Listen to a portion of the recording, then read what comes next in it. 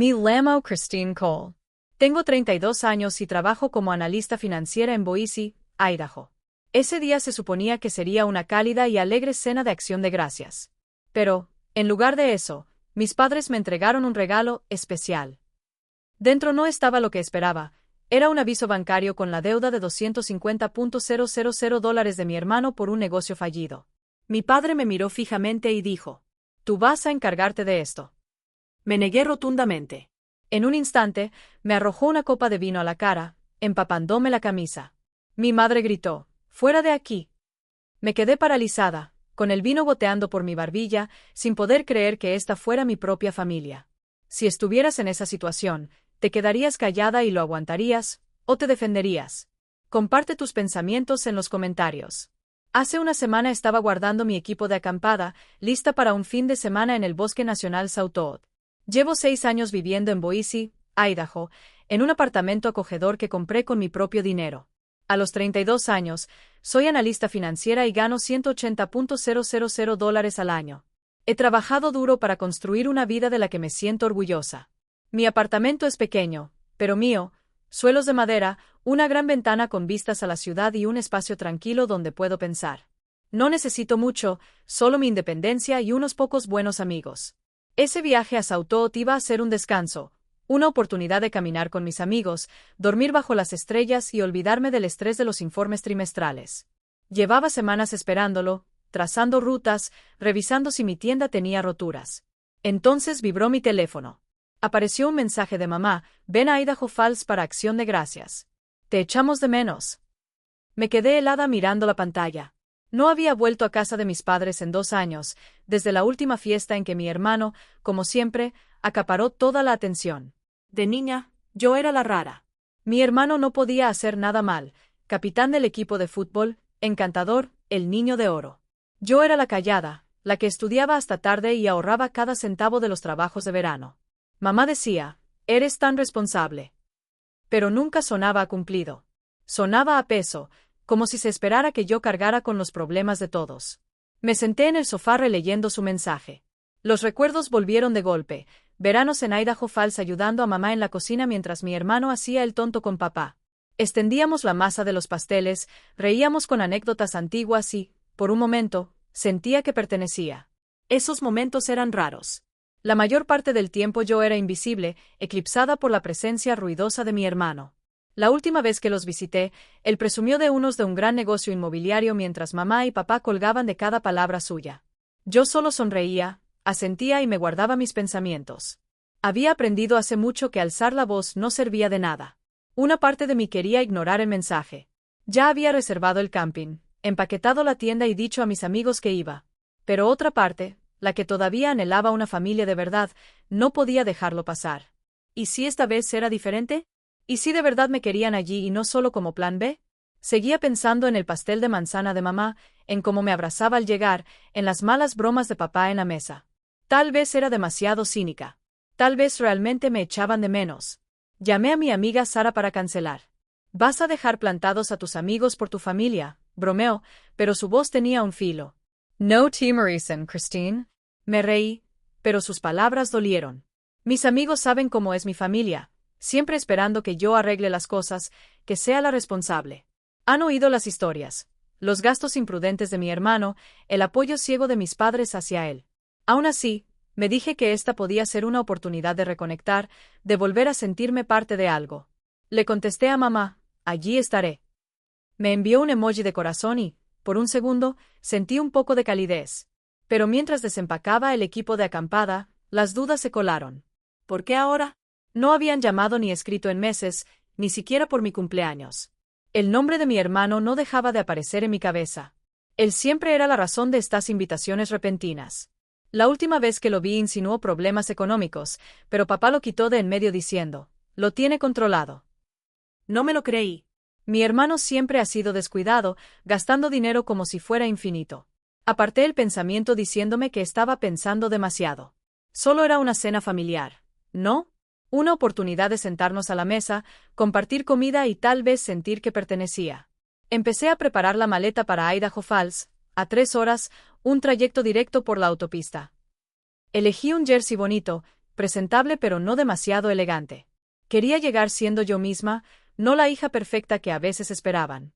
Mientras doblaba la ropa, no podía quitarme la sensación de que algo no cuadraba. El mensaje de mamá era demasiado corto, demasiado formal, como ensayado.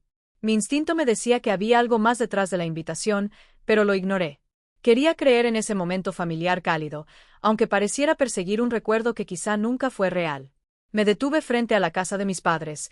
El corazón me latía fuerte al bajar del coche. El aire de finales de noviembre era frío, pero apenas lo noté. Mi mente vibraba entre esperanza e inquietud. Saqué del asiento trasero las bolsas de regalos, vino para papá, un pañuelo de seda para mamá y un libro de finanzas para mi cuñada. Había pasado horas eligiéndolos, queriendo demostrar que me importaban, aunque no estaba segura de que ellos sintieran lo mismo. Al subir los escalones del porche, la puerta se abrió de golpe y los brazos de papá me envolvieron en un abrazo fuerte. «Lo lograste», dijo, con voz cálida pero más alta de lo que recordaba. Mamá apareció detrás, tomando mi abrigo con una sonrisa que parecía un poco demasiado amplia. «Ha pasado demasiado tiempo», dijo, guiándome dentro. La casa olía a pavó asado y canela, llevándome de vuelta a las cenas de acción de gracias de la infancia. Mi hermano y su esposa ya estaban en el salón, junto a la chimenea. Mi hermano mostró su típica sonrisa encantadora, la que siempre lo sacaba de problemas. «Hola, hermanita», dijo, dándome una palmada en el hombro como si fuéramos grandes colegas. Mi cuñada asintió, su sonrisa educada pero distante, sus ojos escaneándome como si me midiera. Entregué los regalos y me dieron las gracias, papá admirando la botella de vino, mamá envolviéndose el pañuelo al cuello, mi cuñada hojeando el libro con un rápido «gracias». Parecía ensayado, como si interpretaran un guión que yo no había leído. «Nos sentemos a cenar». La mesa estaba puesta con la vajilla buena de mamá, pavo dorado, puré de patatas con salsa, judías verdes con almendras.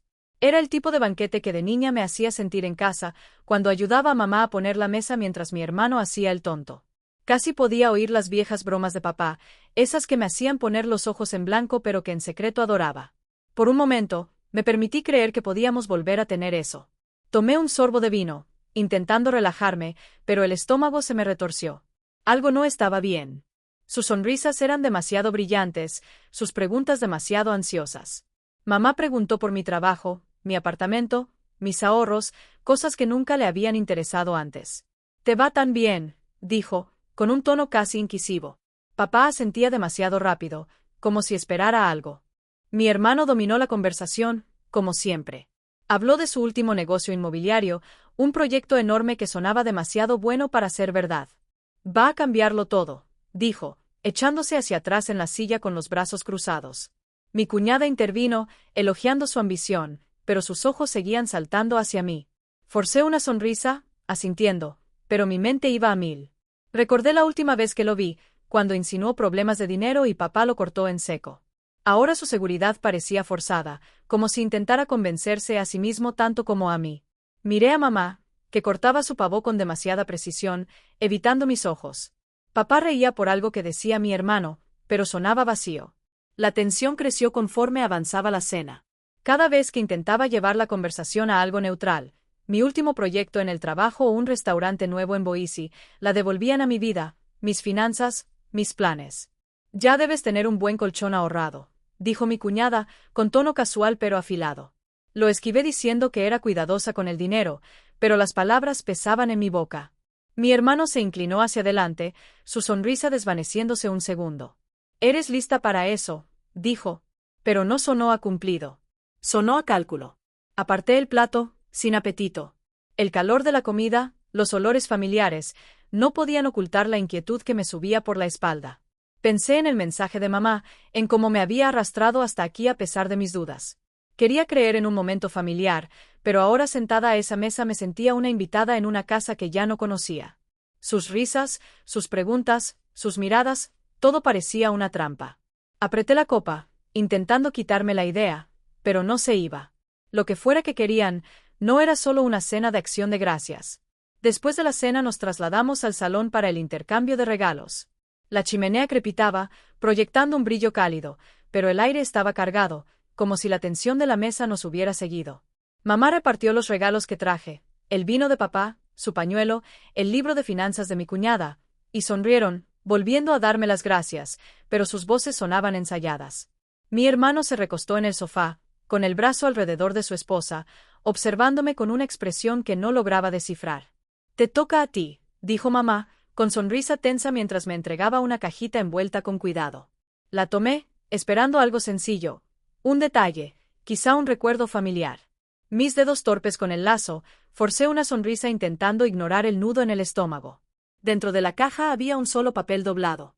Lo desdoblé, mis ojos recorriendo el texto, y el corazón se me detuvo. Era un aviso bancario, oficial y frío, indicando que mi hermano debía $250,000 por un startup fallido. Miré los números, la mente acelerada intentando entender. «¿Qué es esto?», pregunté, voz baja, mirando a mamá. Ella miró a papá, que carraspeó y se inclinó hacia adelante, manos entrelazadas. «Es la deuda de tu hermano», dijo, tono firme como si fuera un hecho que yo debía aceptar sin más.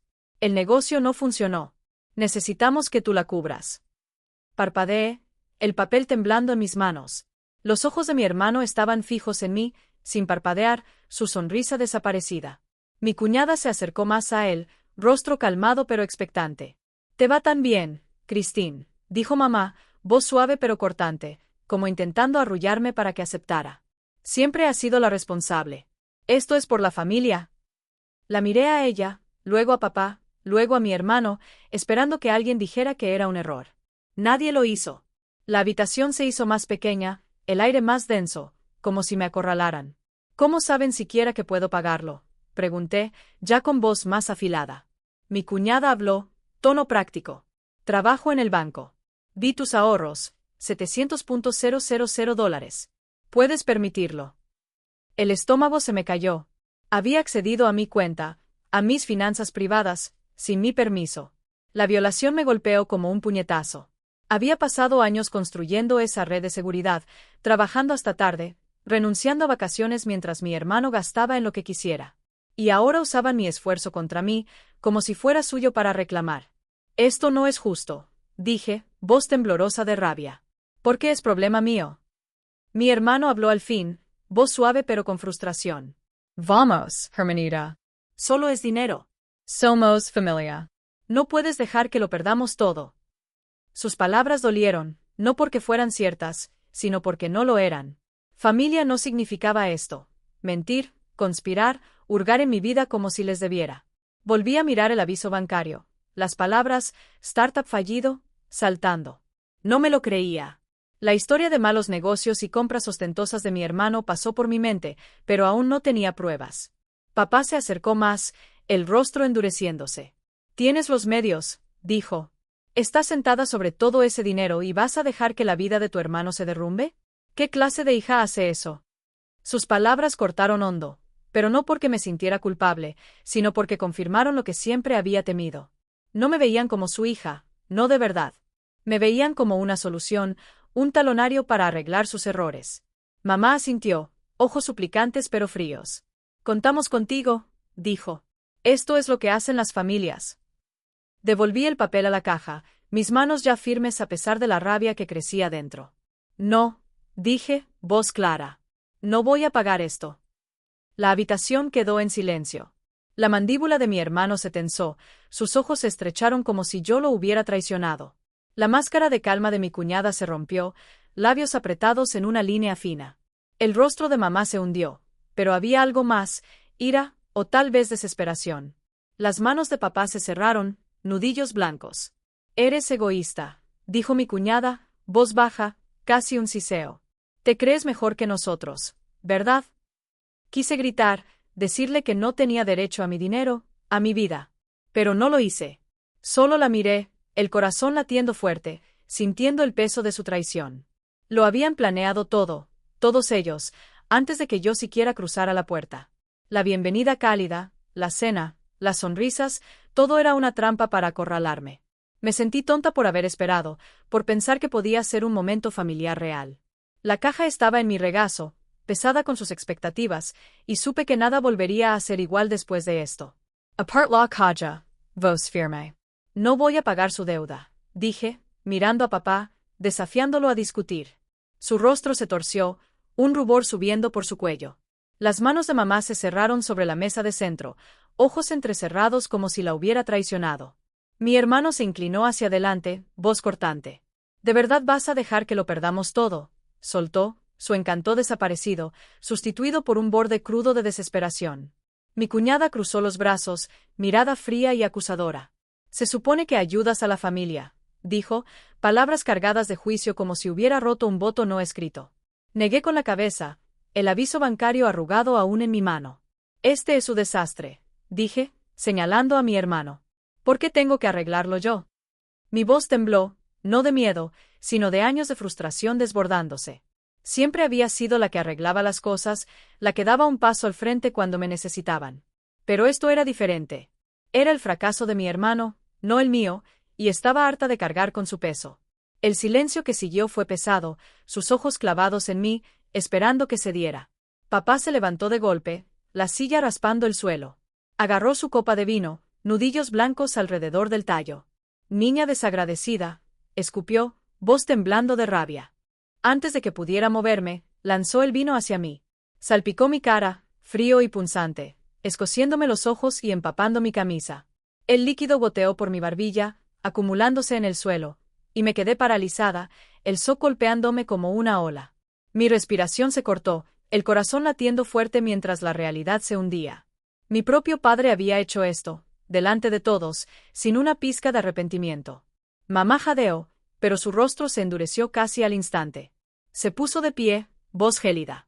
Si no vas a ayudar a tu hermano, no eres bienvenida aquí, dijo, cada palabra cortando más profundo que el vino. Fuera.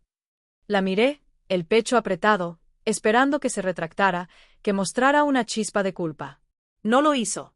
Mi hermano apartó la mirada, mandíbula tensa, negándose a mirarme a los ojos. Los labios de mi cuñada se curvaron en una leve sonrisa, como si lo hubiera esperado desde el principio. El abuelo estaba sentado en la esquina, manos entrelazadas, observando en silencio, su rostro ilegible. La ira surgió dentro de mí, caliente e imparable. Están eligiendo a él antes que a mí, dije, voz baja pero firme, cada palabra deliberada. Después de todo lo que he hecho, así es como me tratan. Me limpié el vino de la cara, la manga ahora manchada de rojo, las manos temblando de furia. Lo habían planeado. Me habían manipulado desde el momento en que entré, y ahora me echaban porque no cedí. La traición quemaba más profundo que nunca. Pero también aclaró algo, no les debía nada. Agarré mi abrigo de la silla, mis movimientos rápidos y decididos. No tienen derecho a hacer esto, dije, mirando a mamá, luego a papá, luego a mi hermano. No tienen derecho a culparme por arreglar sus errores. Mi hermano abrió la boca, pero lo corté. No, se acabó. Mi voz era más alta ahora, alimentada por años de ser ignorada, de ser la que siempre tenía que ser responsable. Mi cuñada resopló, murmurando algo sobre que yo era egoísta. Pero ya no me importaba. Sus palabras ya no podían tocarme. Caminé hacia la puerta, la camisa mojada pegada a la piel, el olor a vino fuerte en la nariz. El rostro de papá seguía rojo, puños cerrados, pero no dijo nada. Mamá estaba rígida, ojos fríos como si yo fuera una desconocida. Mi hermano permaneció en silencio, cabeza baja, evitando mi mirada. Los ojos del abuelo me siguieron, pero aún no habló. Quise gritar, decirles lo equivocados que estaban, pero no lo hice. Las palabras no los cambiarían. Habían tomado su decisión, y yo la mía. Salí. El aire de noviembre golpeó mi ropa mojada, helándome hasta los huesos. Mi coche seguía en la entrada, justo donde lo dejé horas antes cuando llegué esperando un momento familiar.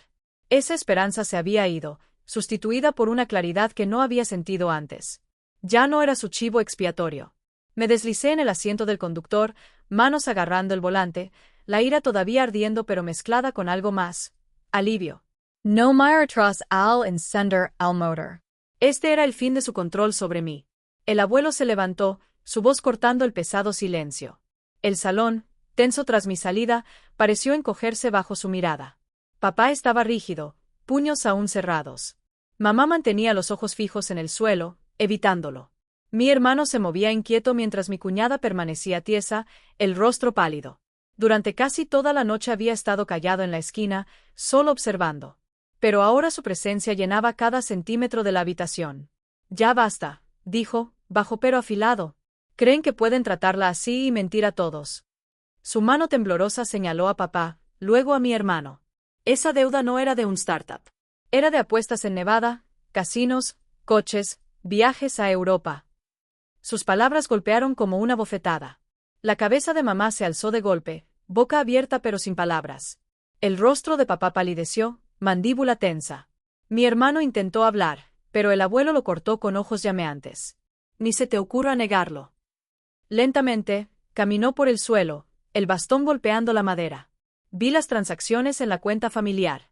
$250,000 desaparecidos, casinos, un BMW, vuelos a París. Y los oí. Se giró hacia papá, planeando con él ocultarlo, engañar a Christine para que pagara. Los ojos de mi cuñada se abrieron, manos retorciéndose en su regazo. Abrió la boca, pero él la silenció con una mano alzada. Tú también lo sabías.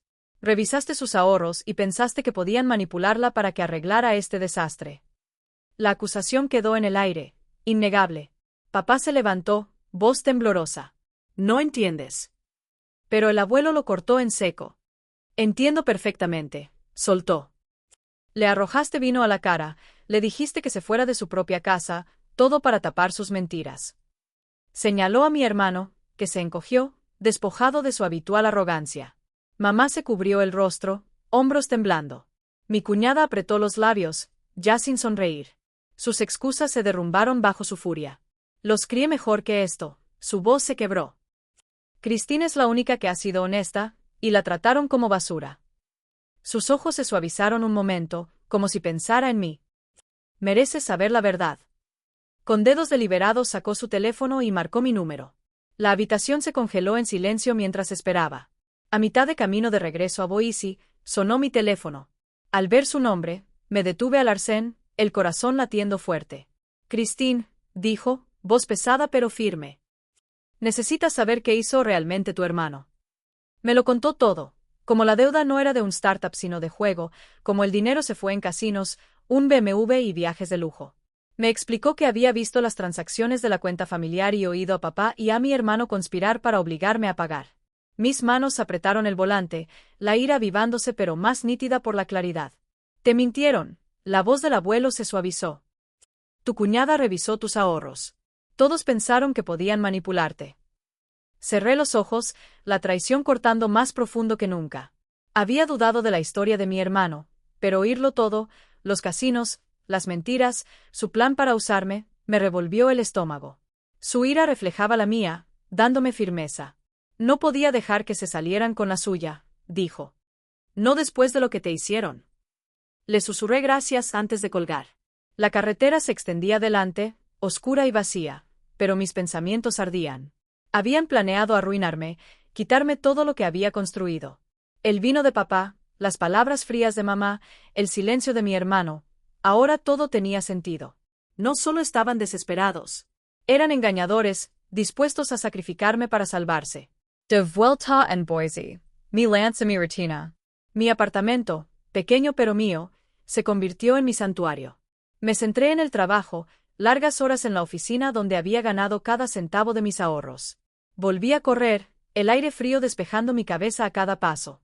Ya no necesitaba su aprobación, ni sus expectativas arrastrándome hacia abajo.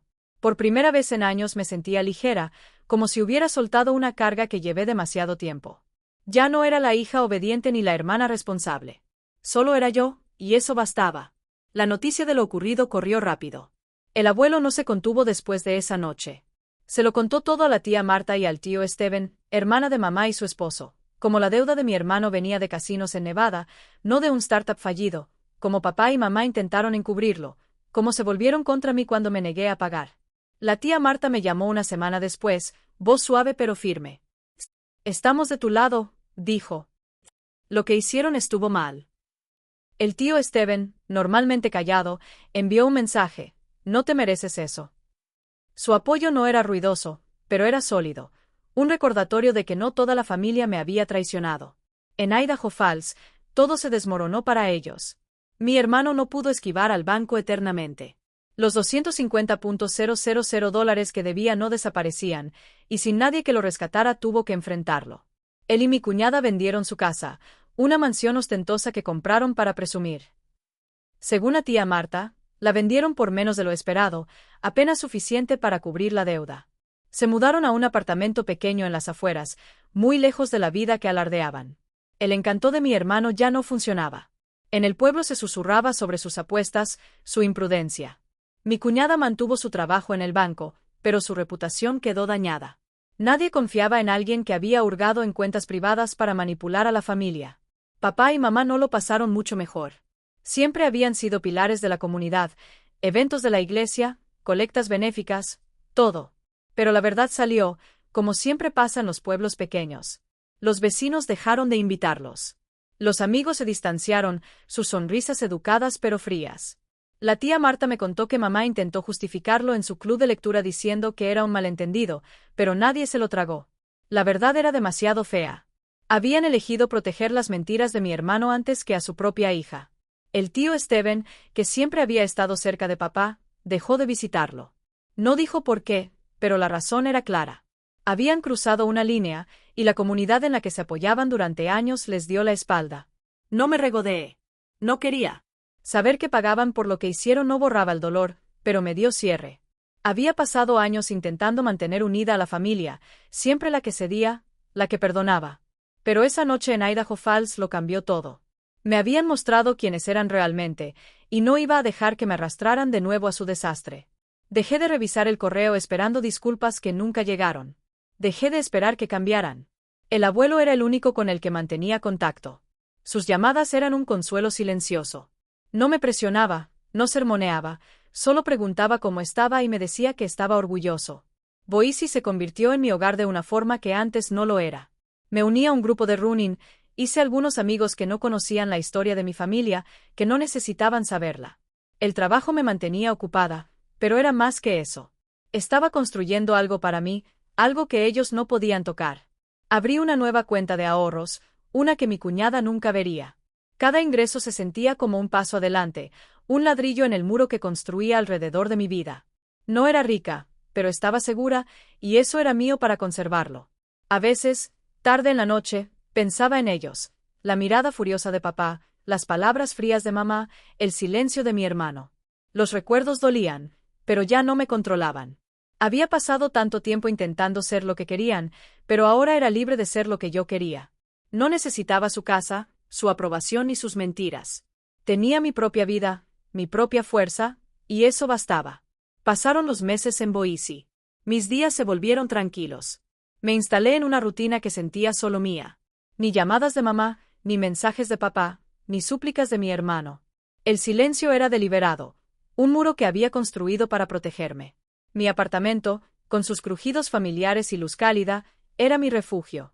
Me levantaba temprano, corría junto al río Boise, el ritmo constante de mis pasos anclándome. El trabajo llenaba mis horas, cada proyecto un paso hacia un futuro que yo controlaba. No huía del pasado, construía más allá de él. El abuelo era el único con el que aún hablaba. Sus llamadas llegaban cada pocas semanas, su voz firme, preguntando por mi día o compartiendo pequeñas novedades. Nunca me empujó a perdonar o olvidar, y lo respetaba por eso. La tía Marta y el tío Steven también preguntaban de vez en cuando. Sus mensajes eran breves pero amables, un recordatorio silencioso de la familia que no había perdido. Pero mamá, papá, mi hermano y mi cuñada habían desaparecido de mi vida. No revisaba sus redes, no preguntaba por ellos. El daño que causaron era un capítulo cerrado. No tenía interés en reabrirlo. Mirando atrás, me di cuenta de cuánto había aprendido. La familia no es una deuda que pagas para siempre. A veces las personas más cercanas son las que más te hieren, no porque sean malas, sino porque son imperfectas, atrapadas en sus propios errores. Antes pensaba que amor significaba decir sí a cada demanda, arreglar cada problema. Pero esa noche en Idaho Falls me enseñó algo distinto. Poner límites no es egoísmo. Es supervivencia. Alejarme de las mentiras de mi familia, de su presión, de su traición fue lo más difícil que he hecho. También fue lo más fuerte. Estoy orgullosa de la vida que he construido. Mis ahorros son míos, ganados con años de disciplina. Mis amigos, mis rutinas, mis decisiones, también son míos. Ya no cargo con la deuda de mi hermano ni con las expectativas de mis padres. He aprendido a proteger mi paz, a valorarme incluso cuando otros no lo hacen. No se trata de cortar a la gente para castigarlos. Se trata de elegir quién comparte tu espacio, tu energía. Si estás leyendo esto, piensa en tus propios límites. Tal vez estés enfrentando presión familiar, sintiendo culpa por decir no. Pregúntate, ¿te respetan o te están usando? No tienes que cargar sus pesos para demostrar tu amor. Defiéndete, aunque sea difícil. Aunque signifique alejarte. Tú lo vales.